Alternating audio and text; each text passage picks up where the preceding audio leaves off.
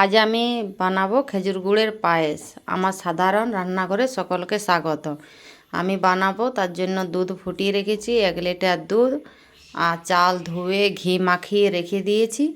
এবারে আমি চালগুলো দুধের মধ্যে দিয়ে দেব। এগুলো আমার চালগুলো পায়েসের চাল নয়, আমাদের ধান চাষ হয়, তো আমরা একদিন নতুন এইভাবে পায়েস করে খাই, তো সেটাই দেখাবো যে কিভাবে আমরা পায়েসটা তৈরি করি নতুন চালের। তার মধ্যে চাল দিয়ে দিলাম দুধের মধ্যে। এভাবে আমি নেড়ে নেড়ে পায়েসটি তৈরি করব। তার জন্য আমি কি দিই আর এই চালে একবার অবশ্যই বানিয়ে দেখো, খুব সুন্দর লাগে খেতে। আমরা তো পায়েসের চালে সবাই বানাই, কিন্তু ঘরের ধানের চাষে যে চাল হয়, নতুন একদিন ওই চালের ভাত খেতে হয় কিংবা পায়েস খেতে হয়, তো আমরা পায়েসেই খাই। ওই জন্য 2 এলাচ ফাটিয়ে দিয়ে দিলাম।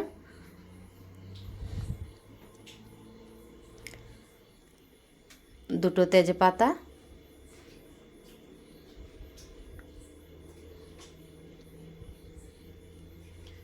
হয়তো অনেকেই ভাবতে পারে যে এইভাবে এই চালের পায়েস ভালো লাগে না, কিন্তু বানিয়ে দেখো খুব সুন্দর খেতে লাগে।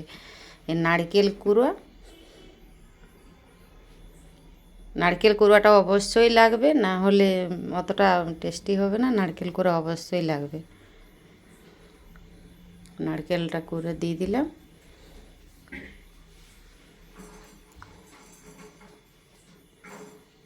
এই যে কিচমিচগুলো ধুয়ে পরিষ্কার করে রেখেছি, কিচমিচ দিয়ে দিলাম।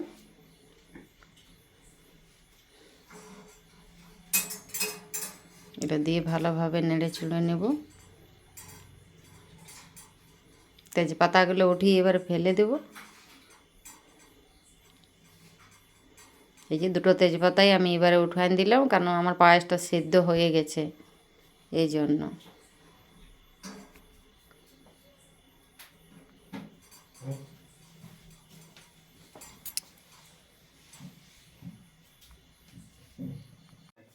এই যে আমি এবার খেজুর গুঁড়ো দিয়ে দিয়েছি।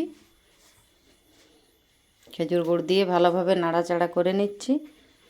তিস্তা বাদাম বা কাঠবাদাম যে যেটা বলে, আমরা তিস্তা বাদাম বলি। তো তিস্তা বাদামগুলো ছোটো ছোটো করে টুকরা করে রেখেছিলাম, সেগুলো ধুয়ে আবার দিয়ে দিলাম। এবার খেজুর গুঁড়ো আমার দেওয়া হয়ে গেছে। খেজুর গুড় বলতে নতুন গুড়।